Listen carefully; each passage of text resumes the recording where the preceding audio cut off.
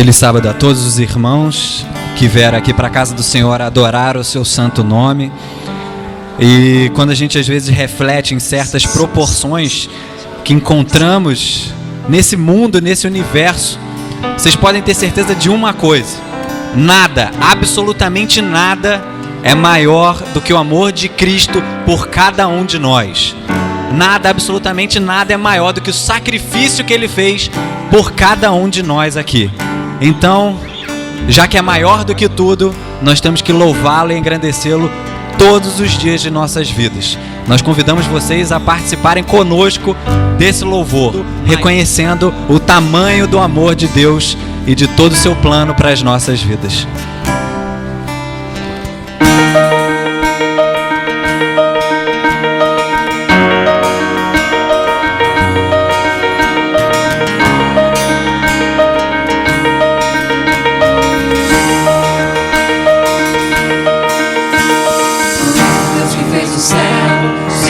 Impossível Rei de Israel. Porém confesso que pedi milagres que jamais me aconteceram. Já li no Salmo que és meu bom pastor, nada vai me faltar. Mas foi que ensine porque o vale da sombra no Salmo está.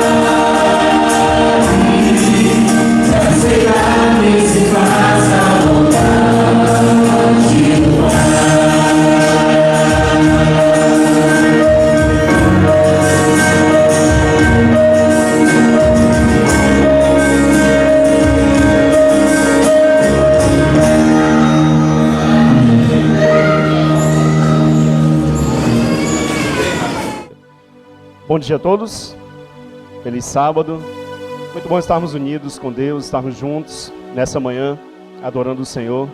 Quero agradecer ao Ministério de Louvor por esses momentos de inspiração, eles estão retomando suas atividades e é sempre bom para a igreja estar ouvindo esses louvores especiais e cantando juntos com o Ministério de Louvor aqui da nossa igreja, o Ministério de Louvor de Niterói. Querido, seja bem-vindo à presença do Senhor. Quero saudar os meus amigos da internet, aqueles que assistem a Igreja Central de Niterói, seu culto. Vocês sabem agora que o culto inverteu, Conexão Esperança, estamos fazendo agora logo cedo. E aqueles que participaram na semana passada, muita gente me procurou e disse: pastor, foi uma bênção. Sentimos a igreja mais reverente, sentimos que o nosso coração, nossa mente estava mais tranquila para ouvir a palavra de Deus logo cedinho, logo na primeira hora. Sentimos que as crianças estavam mais tranquilas.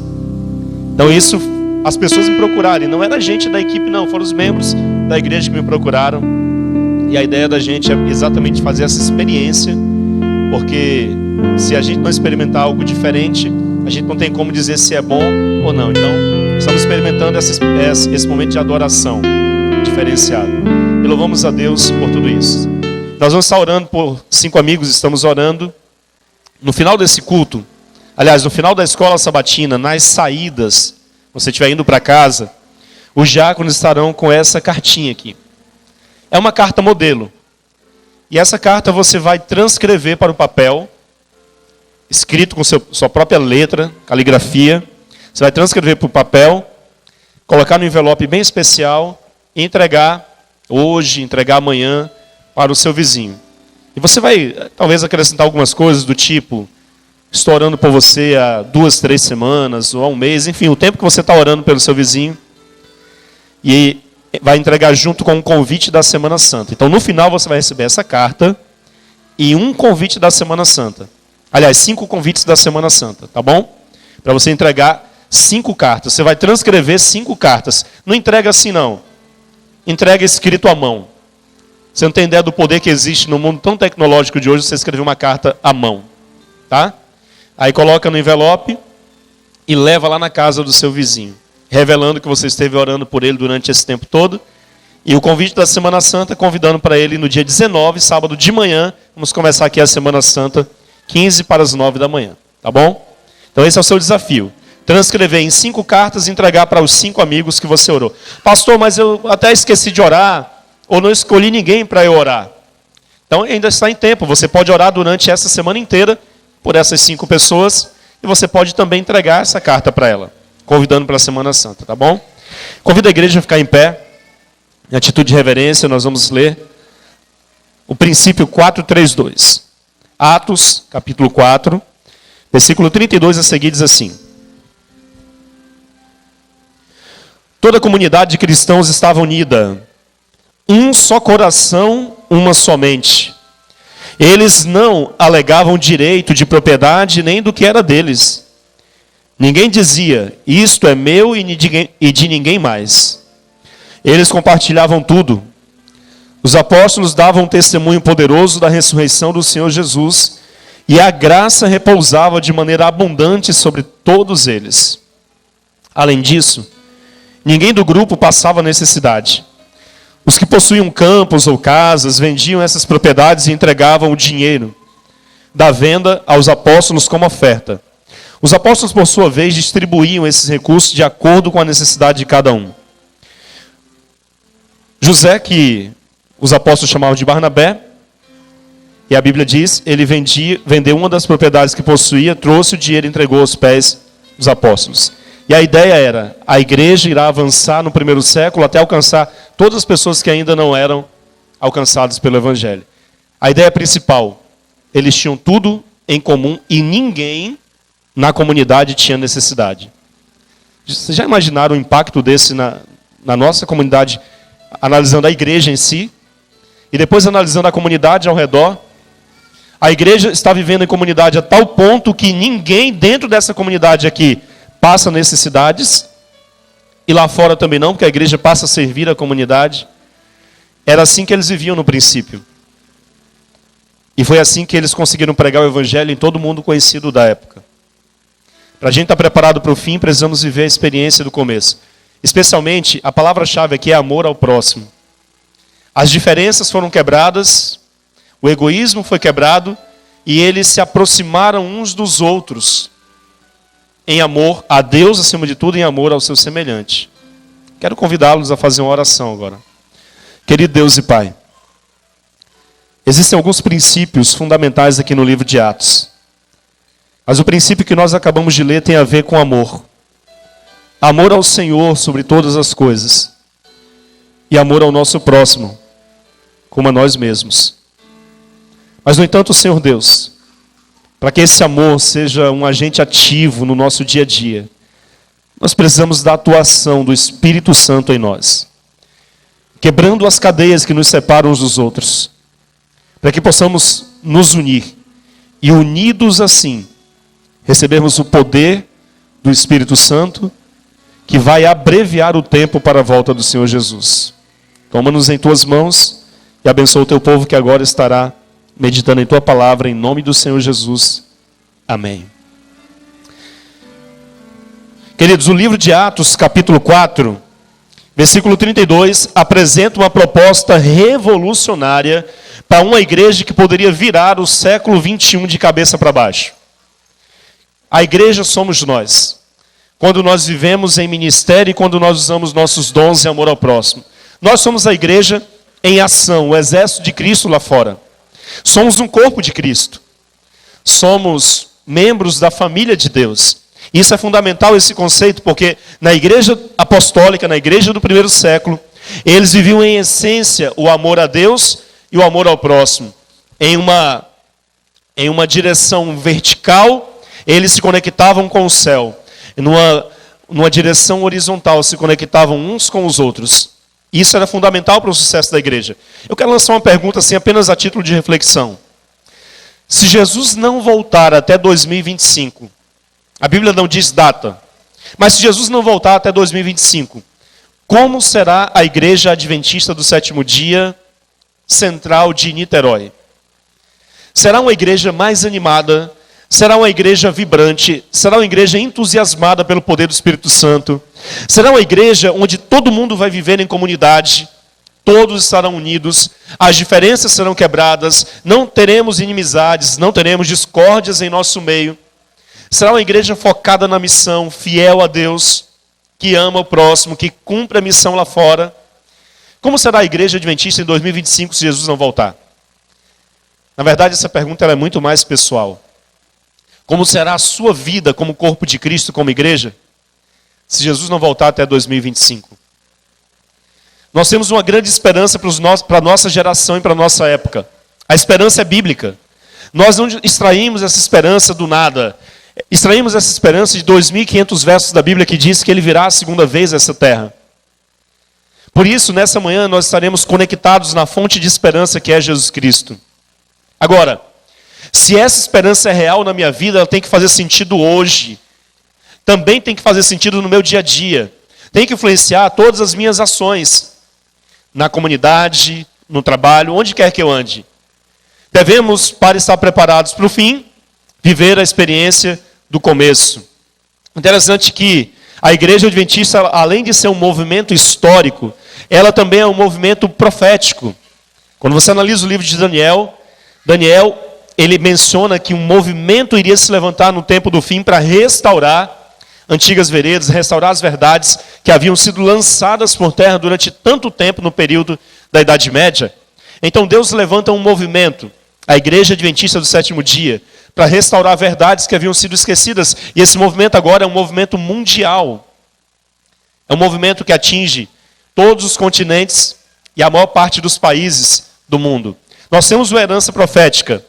A Igreja Adventista cresce muito no mundo inteiro por causa, especialmente, de sua forte ênfase na Bíblia como a única regra de fé e prática. Aparentemente, aquilo que nos torna impopulares é aquilo que tem gerado o maior crescimento da igreja. Por exemplo, por dia, em média, por dia, são batizadas um pouco mais do que 3.000 pessoas na igreja durante cada dia do ano, só na Igreja Adventista do Sétimo Dia. Essa é uma informação impressionante. É como se fosse um Pentecostes todos os dias do ano, só na Igreja Adventista do Sétimo Dia. Agora, mesmo batizando 3.000 pessoas por dia, 365 dias do ano na Igreja Adventista em todo o mundo, será que a gente alcançaria o propósito de Deus de evangelizar todas as pessoas em pouco tempo? É claro que não, a missão é super, ela está muito além da nossa capacidade. Agora, Jesus disse que nós seremos conhecidos como discípulos dele se tivermos o quê? Se tivermos o quê mesmo? Amor uns para com os outros, se nós tivermos amor aqui dentro dessa comunidade, as pessoas lá fora, tão sedentas de amor, elas vão querer estar num lugar extraordinário como esse, num lugar onde as pessoas se amam, onde as pessoas compartilham, onde as pessoas veem as necessidades uns dos outros e não deixam ninguém passar necessidade. Queridos, numa igreja com cerca de 700 membros como a nossa, é muito fácil alguém entrar e sair sem ser percebido. É fácil ou não? Agora, se a gente voltar a viver a experiência das origens, a experiência do começo, na igreja cristã do primeiro século, naquela igreja, ninguém era anônimo. Todos eram notados, inclusive se adoecesse alguém, o pequeno grupo deles saberia. Vocês sabem que naquela época não haviam templos construídos. Haviam sinagogas judaicas, mas templos cristãos não haviam no primeiro século, nem no segundo século.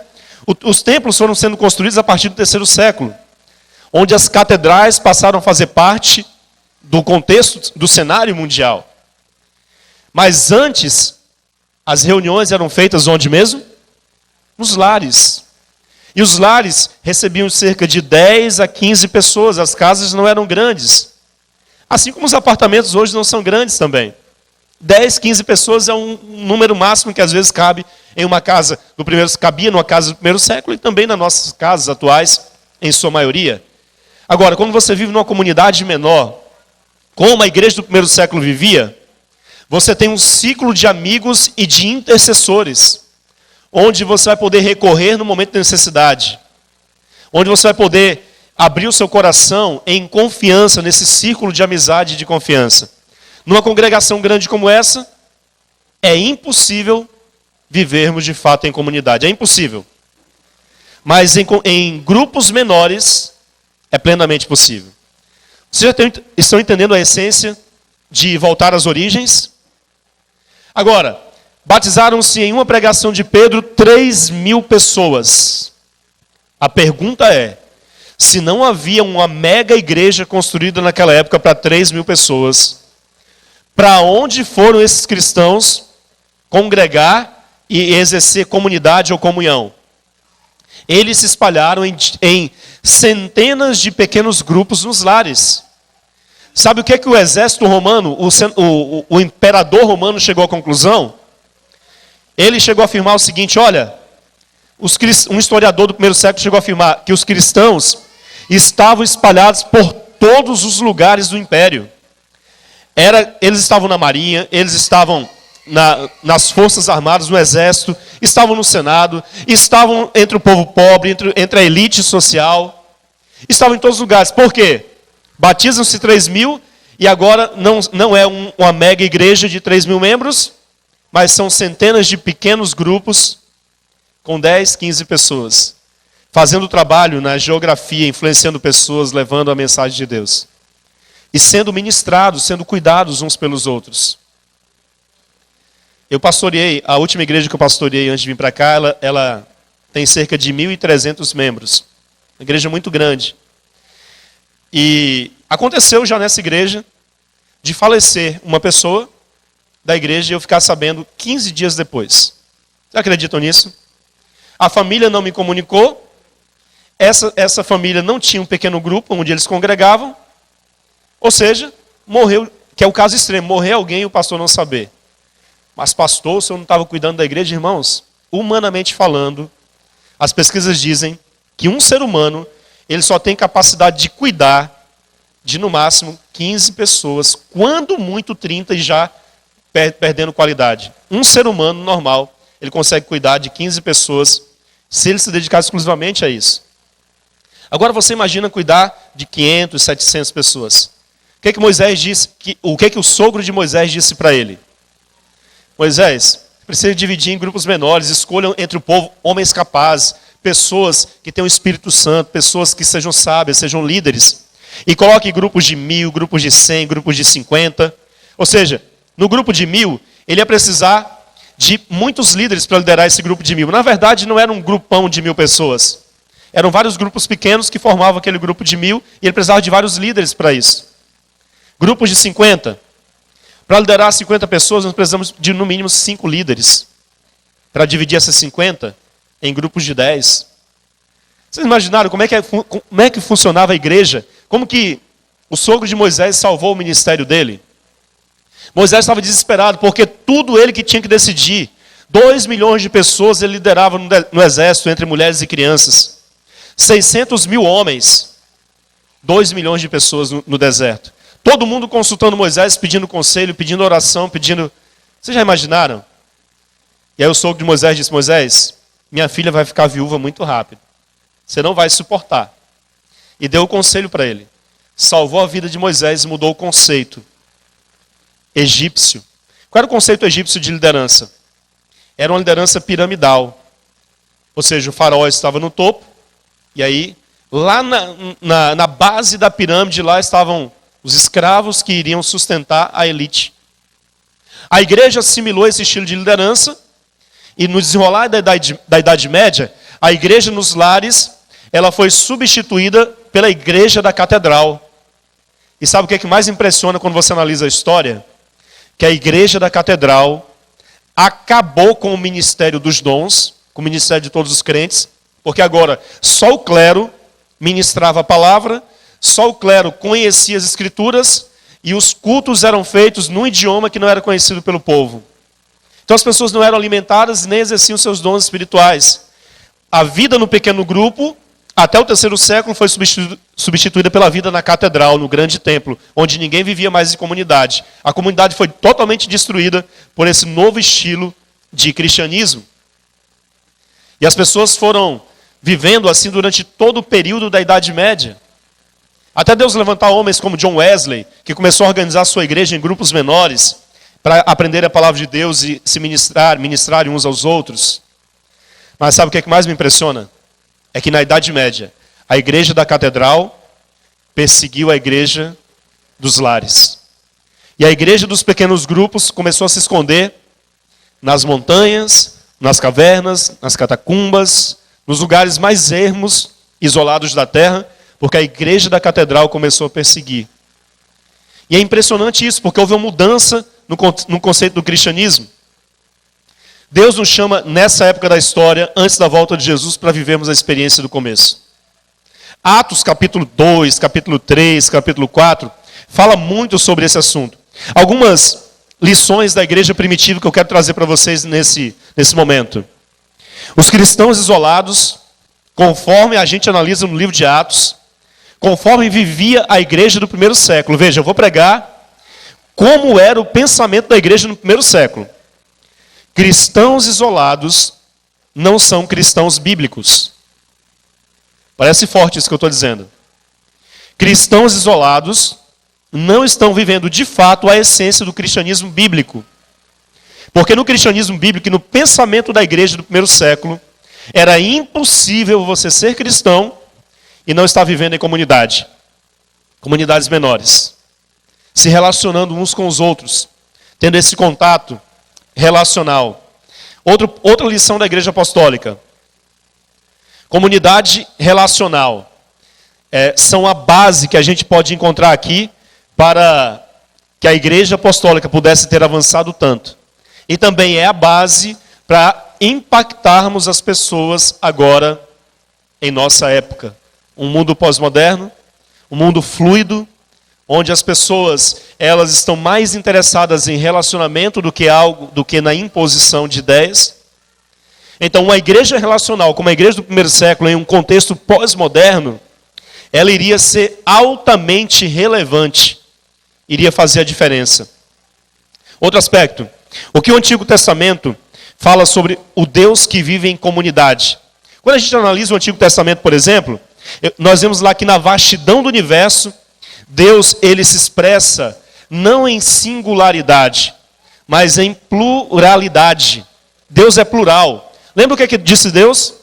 Façamos o homem conforme a nossa imagem e a nossa semelhança. Deus, ele é pluralidade. A palavra Elohim tem uma raiz hebraica que significa pluralidade. A palavra Elohim é uma palavra dirigida a Deus, aqui no texto hebraico. Então me chama a atenção que quando a gente analisa Deus, na vastidão do universo, desde toda a eternidade, Deus sempre viveu em comunidade. Pai, Filho Espírito Santo. Sempre existiram, sempre coexistiram, sempre viveram em unidade de pensamento e ações. São três pessoas distintas, porém totalmente unidas em um único propósito. No nosso caso agora, o propósito é salvar, redimir a humanidade caída. Então Deus sempre viveu em comunidade desde toda a eternidade. Agora, é claro que o propósito de Deus para os seus filhos é que façam o mesmo também. Qual é a nossa principal missão como igreja hoje? Como corpo de Cristo? Como extensão dos braços de Cristo? É restaurar na humanidade a imagem de Deus. Certo? Agora, nós só poderemos restaurar na humanidade a imagem de Deus se vivermos em comunidade, porque a essência de Deus é essa essência de comunidade. Deus, quando criou Adão, e Adão quando percebeu que estava só, é lógico, Deus, não é bom que Adão esteja só. Far-lhe-ei uma companheira, comunidade. O pequeno grupo de Deus agora aumenta para mais 2 membros. E agora Adão e Eva se reuniam à tardinha ali, eles tinham a presença de Jesus, a presença de Deus, o Espírito Santo com eles. E era uma essência da vida em comunidade vivida ali no Jardim do Éden. Então, para cumprir essa missão, qual é o nosso principal propósito como Igreja Central de Niterói? Ser um lugar para nascer de novo. Agora, para nascer de novo, a gente precisa entender qual é a essência do novo nascimento. O novo nascimento pressupõe que você vai estar conectado com Cristo e vivendo a essência do cristianismo. E quando a gente analisa a Bíblia, a igreja do primeiro século, a essência era vida em comunidade. Vida em comunidades menores. A igreja era gigantesca. Primeiro, a igreja começou com 12. Daqui um pouquinho, Jesus envia 70. Daqui um pouquinho, a igreja já está com 120 membros. Daqui um pouco, 3.000 membros. Daqui um pouquinho, 5.000 membros. E aí, uma multidão que ninguém podia numerar. De todas, de Jerusalém, Judéia, Samaria e confins da terra. Assim foi a igreja naquela época. A ideia dessa série é nos preparar para a volta de Jesus. Agora, para a gente estar pronto para a volta de Jesus, precisamos entender como vivia a igreja no primeiro século. Precisamos não só entender, mas vivenciar a experiência do começo. A essência de Deus é a comunidade. Primeiro ponto que eu quero destacar nesse aspecto. No coração de Deus está o DNA da comunidade. Deus não é isolado, não toma decisões isoladas. As decisões que Deus toma é sempre em conselho, com o Pai ali, Filho e o Espírito Santo, a comunidade dele. Outra coisa, Deus, diz a palavra, não fará nenhuma coisa sem antes revelar os seus segredos a quem mesmo? Aos seus servos, os profetas, diz a Bíblia. Então Deus tomou uma decisão lá na vastidão do universo, lá na eternidade, ele toma a sua decisão, mas ele revelou antes para os profetas, está aqui na Bíblia. E aí quando a gente lê a Bíblia, a gente vê que Deus já revelou o que está acontecendo em nossos dias. E a revelação de Deus diz que a gente, para estar pronto para o fim, devemos estar vivendo a experiência do começo. Outro ponto que eu quero destacar aqui, Deus não existe à parte da vida em comunidade. Como não existe sozinho, o seu povo também não pode viver sozinho. Ovelha solitária é presa fácil para o lobo devorador. Grave isso. Você é uma ovelha solitária, você não está envolvido numa comunidade menor, num pequeno grupo, numa base. Você é presa fácil para o leão que ruge buscando alguém para devorar. Porque você não tem um grupo de apoio para te fortalecer, para te ajudar. Outro ponto.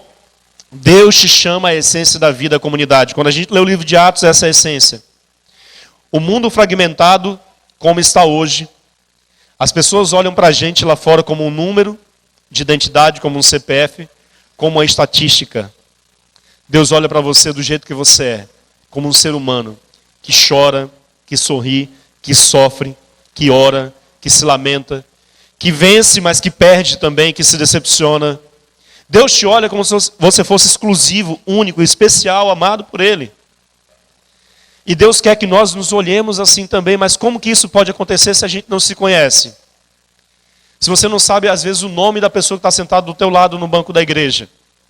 Se você está há anos na igreja e você ainda cumprimenta aquele irmão que já está há anos também, você cumprimenta ele como se ele fosse um visitante.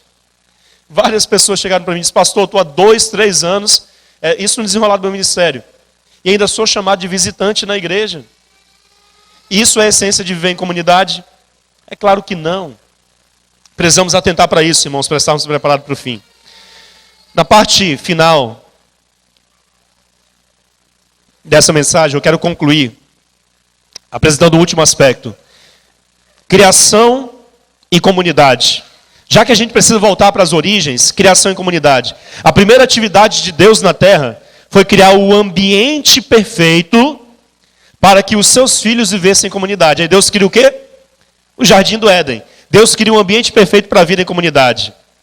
E na criação, o Espírito Santo está presente, Deus está presente, Jesus está presente.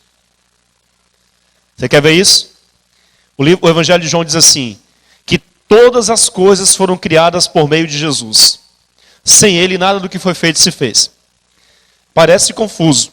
Talvez para você que está estudando a Bíblia agora, está vindo, assistir ao Novo Tempo, está vindo para cá conhecer um pouco mais. Não é membro da igreja ainda, mas já é parte dessa comunidade. Parece confuso dizer que Jesus é o criador de Adão e Eva, o criador do universo, esteve lá na origem da vida. Se Jesus só nasceu depois que ele nasceu a partir de Maria.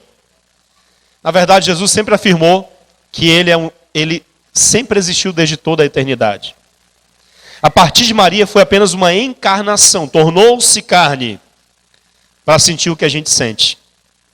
Para poder ter autoridade para dizer assim, filho, eu compreendo quando você chora, porque eu já chorei. Eu compreendo quando você perde alguém querido, porque eu também já perdi.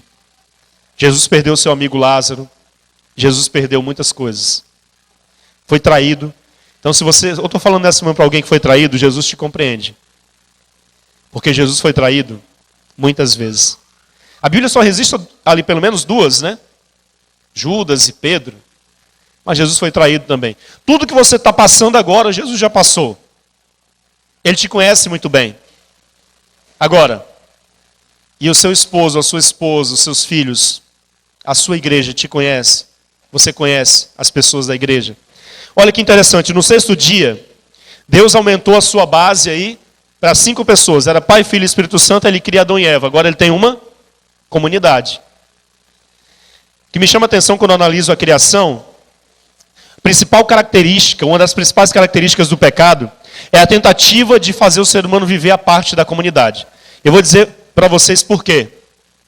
Qual foi a primeira ação de Caim depois que matou o seu irmão e fugiu? A Bíblia diz que ele edificou para si uma cidade. E vocês sabem que a edificação da cidade no contexto bíblico é a ideia humana de viver isolado da comunidade. Eu vivo em um condomínio que tem cerca de 180 apartamentos, mas as pessoas não se conhecem. As pessoas mal se cumprimentam no elevador. Isso é viver em comunidade? A cidade proporciona isso. E quando você analisa todos os esforços de Satanás, desde o grande conflito no Antigo Testamento, Novo Testamento, no desenrolar da história, é a tentativa de fazer o ser humano viver a parte da comunidade e a parte também de Deus. Então, o inimigo coloca na cabeça das pessoas, e colocou no desenrolar da história, que ela pode ser cristão e um bom cristão sem estar na comunidade. Nos Estados Unidos, 80% dos cristãos afirmam que não precisa estar em uma igreja para viver em comunidade, para ser cristão. O número de pessoas sem igreja tem aumentado absurdamente. Eu tenho um livro lá em casa que diz assim, o título do livro é Eles gostam de Jesus, mas não gostam da igreja. Interessante o livro. E esse número tem aumentado cada vez mais. Por que eles não gostam da igreja? Porque a igreja, no nosso contexto atual, apresenta-se como uma instituição que suga do ser humano, que explora, onde há enriquecimento ilícito de pastores, de líderes. Então essa é a imagem negativa. E as pessoas generalizam as igrejas dizendo, toda igreja rouba, todo pastor é ladrão. E as pessoas acabam não entendendo a essência de uma igreja que vive o princípio bíblico. Se você conhecer o princípio bíblico, você vai conseguir identificar as igrejas que são verdadeiras e que são sérias. Mas precisa conhecer a Bíblia primeiro, senão você vai ser enganado. Agora, veja bem, os seres humanos, eles não são completos se vivem longe do companheirismo. Eles não são completos. Esse é o princípio que a gente extrai da criação aqui.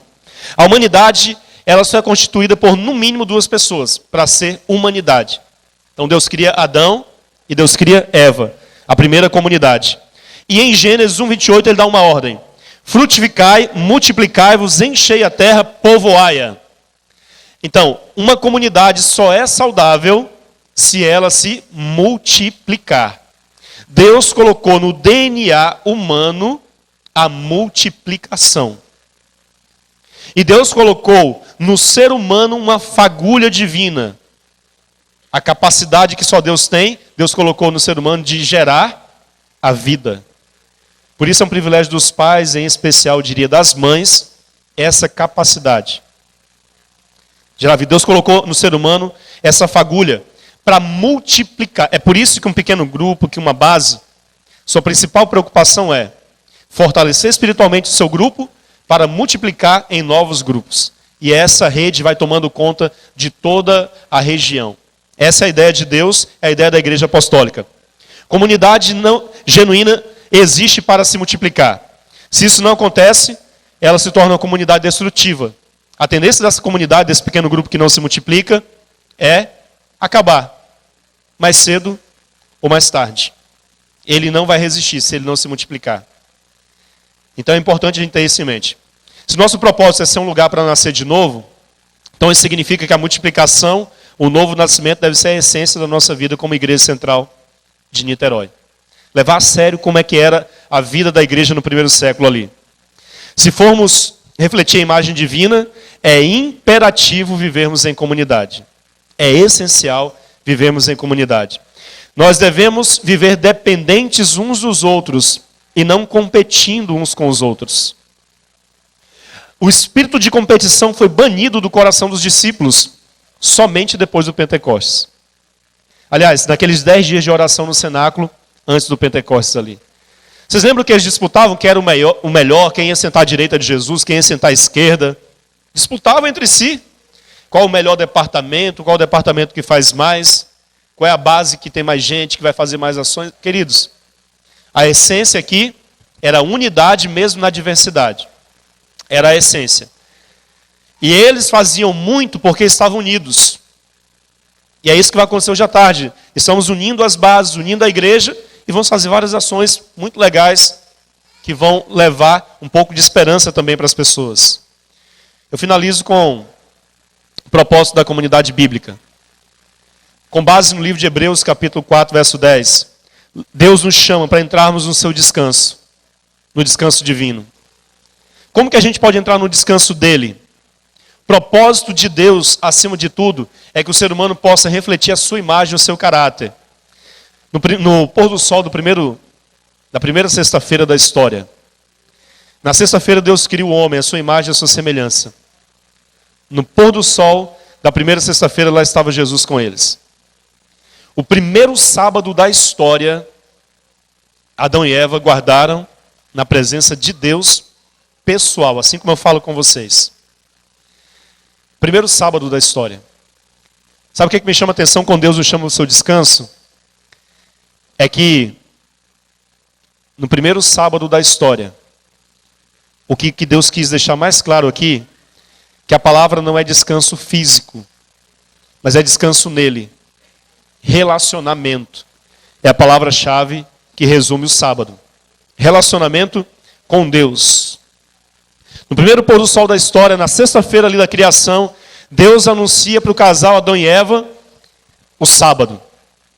E Deus diz assim, olha, esse dia eu abençoei, eu descansei e eu santifiquei. Aí o que Adão e Eva fazem no sábado? Relacionamento com Deus e um com o outro ali. Eles viviam em uma vida relacional. Eles estavam juntos, em comunidade. No primeiro sábado da história.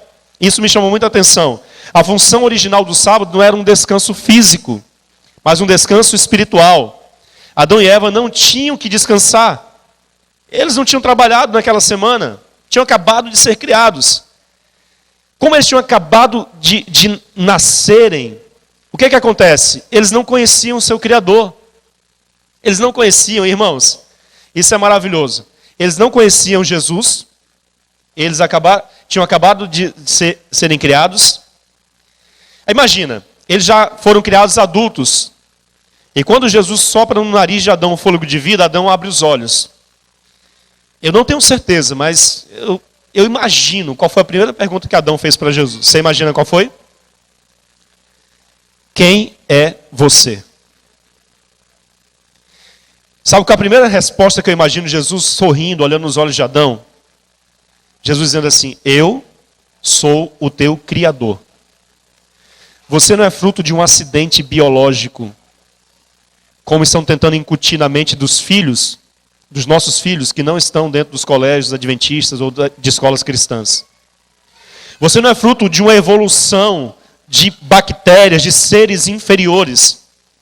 Se alguém quiser acreditar assim, tem todo o direito. Mas quando Jesus olha para Adão, no primeiro diálogo Jesus diz: eu sou o teu Criador. Você foi feito à minha imagem e semelhança. Você não foi fruto do acaso. Foi feito um planejamento para criar você. Cada detalhe seu reflete detalhes da divindade de Deus. Você não tem motivos para viver de cabeça baixa, triste, porque Deus te projetou de maneira extraordinária e especial. Amém? Foi assim que Deus pensou quando criou você. Adão e Eva precisavam conhecer a Deus. E Deus, ele teve 4 encontros com a humanidade. 4. Aliás, teve muitos, mas eu resumi em 4 para concluir a mensagem. O primeiro encontro de Deus com a humanidade foi na criação. E ali Jesus, ele conversa com Jesus, Adão, e nessa conversa Jesus ensina muitas coisas para ele. E, inclusive Jesus diz assim, ó: de todas as árvores do jardim você pode comer livremente, mas de uma não coma. Sabe o que o cristianismo está pregando hoje? Que a fé não é contrária à teoria da evolução. E que a história de Adão e Eva é apenas um mito. Acreditem. Revista Veja, ano de 1995, João Paulo II afirma exatamente isso. O cristianismo prega que Adão e Eva é uma lenda, a história de Adão e Eva. E que o Gênesis é apenas uma ficção, uma lenda, uma história, um mito.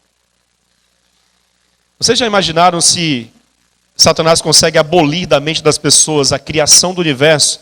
Ele tira ali a instituição do casamento, que é instituído antes do pecado, o sábado, que foi instituído antes do pecado. Aí os cristãos hoje pregam: não, mas o sábado foi só para os judeus. Queridos, Abraão foi o pai de todas as nações. Abraão era judeu, grego, romano. Adão e Eva eram judeus, gregos ou romanos ou cariocas. Eles não eram. Adão e Eva eram a humanidade. O sábado foi um presente para a humanidade, para que o ser humano tirasse um dia para se relacionar exclusivamente com Deus e uns com os outros. Para isso serve o sábado. Para servir a Deus e servir o próximo em comunidade, em amor lá fora. É isso que nós vamos fazer na prática hoje à tarde. Então Deus te chama nessa manhã para esse encontro, o encontro da criação. Mas há também o encontro da redenção que acontece lá na cruz.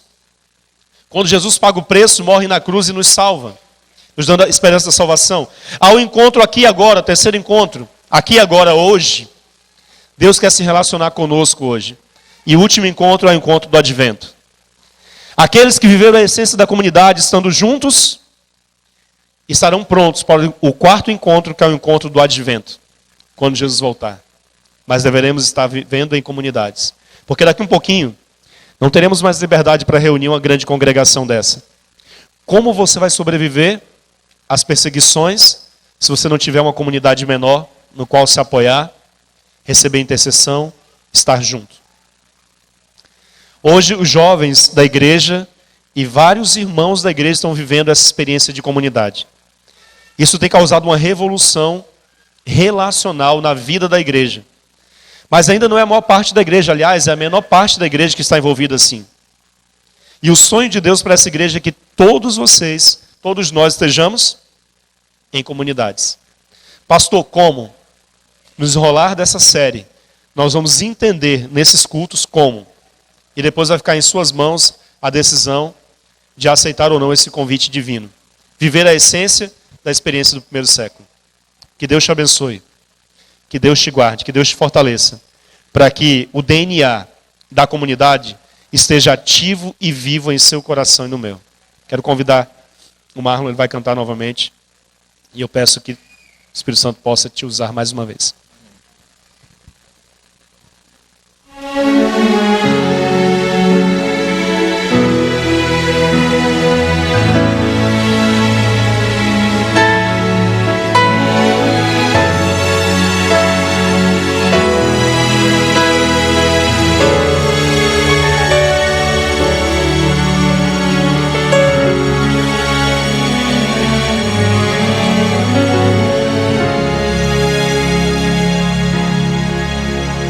Quando o vento do Espírito sopra, uma chama viva vai aparecer. Nossos filhos e filhas irão profetizar. Os nossos velhos sonharão e a igreja mudará quando a comunhão for a arma principal e a rotina desses nossos dias sair do seu normal. Descerá sobre nós o fogo do Espírito. Viveremos o Evangelho e Jesus Cristo vai voltar. Por que será que ainda não aconteceu? Por que razão não temos fogo para queimar pecados escondidos? A fé adormecida, mandamentos que insistimos em quebrar. Razão, por que será? Temos tudo nas mãos, mas não há fogo no altar.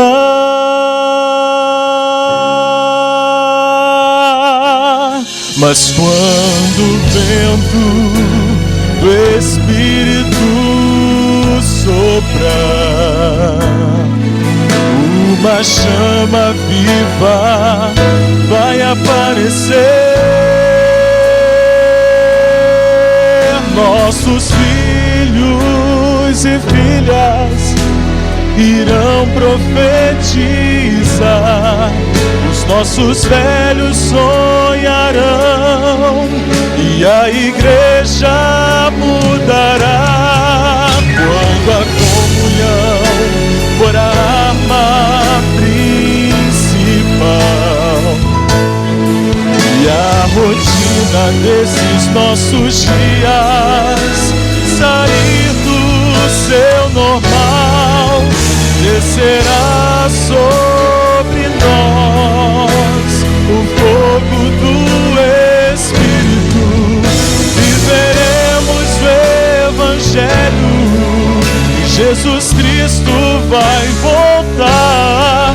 Viveremos o Evangelho e Jesus Cristo vai voltar.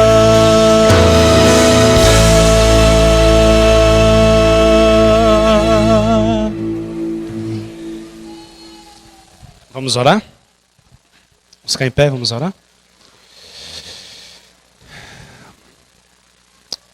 Santo Deus, quando a gente olha para a Tua Palavra, nós vemos promessas extraordinárias de que uma chuva muito mais abundante do Espírito Santo será derramada sobre a igreja nos últimos dias.